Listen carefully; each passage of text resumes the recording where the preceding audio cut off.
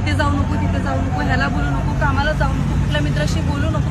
मी अक्षरशः खूप वैतागले या गोष्टीला. मला एवढी बंधनं माझ्या घरातल्यांनी लावली नाहीत जेवढी तू लावतोयस. संपव सगळं हे. मला नाही पाहिजे हे रिलेशनशिप.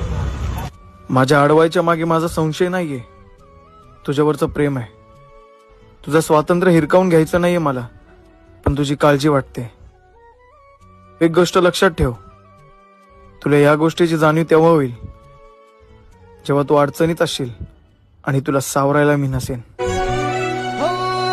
हुर हुर लागली या उगा मन जाळी, जीवा झुर तू या डोळ